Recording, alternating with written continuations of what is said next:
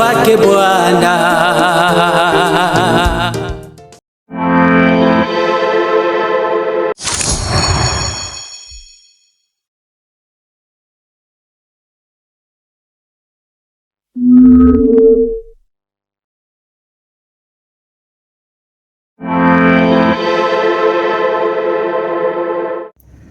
Le monde évolue, je m'interroge.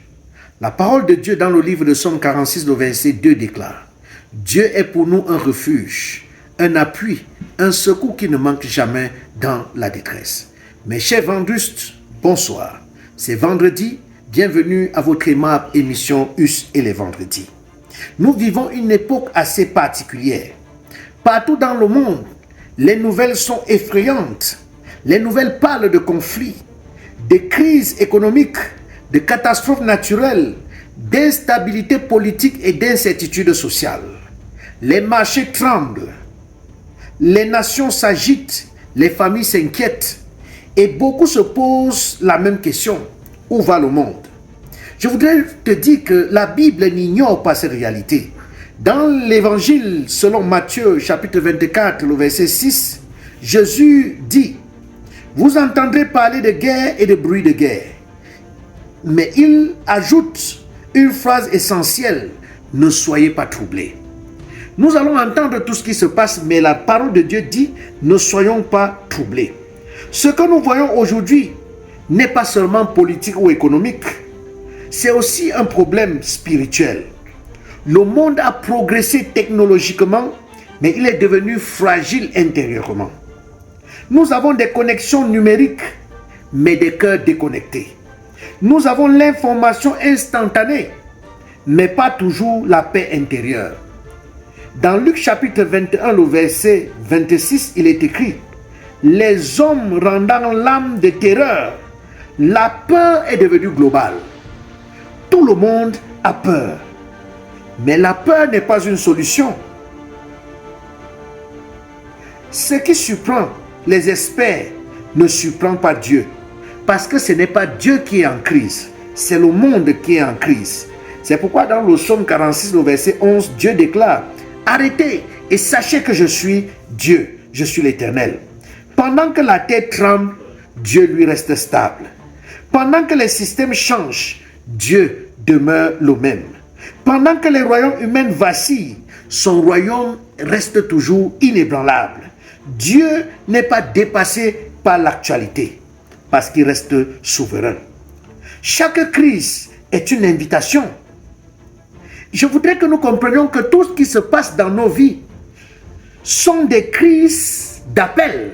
Ce ne sont pas parfois des crises de destruction.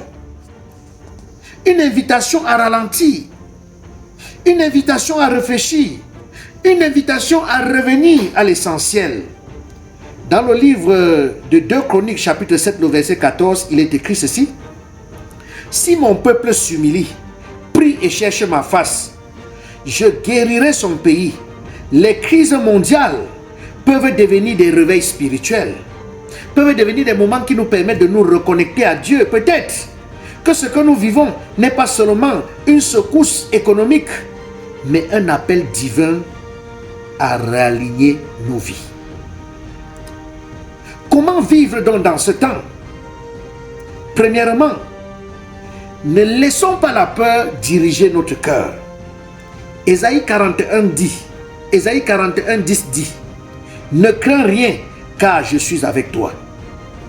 Deuxièmement, renforce ta foi. Ce n'est pas le moment de s'éloigner de Dieu, c'est le moment de s'en approprier, de s'en approcher. Troisièmement, il faut être la lumière. Dans un monde troublé, une personne paisible devient un témoignage puissant, un lieu de repère. Le monde peut vaciller, les systèmes peuvent changer, les saisons peuvent être incertaines, mais je veux te dire que Dieu demeure. Et tant que Dieu demeure, ton espérance doit vivre. Si ton cœur est troublé aujourd'hui, tourne-toi vers celui qui ne se trouble jamais. Ancre ta vie dans ce qui est éternel, parce que lorsque tout vacille autour de toi, il reste et demeure un refuge, une paix, un Dieu fidèle est ce Dieu. Et ce Dieu est celui-là qui t'appelle à lui faire confiance. Quand tout vacille, Dieu demeure. Tel était le titre de notre entretien de ce soir. Que Dieu te bénisse.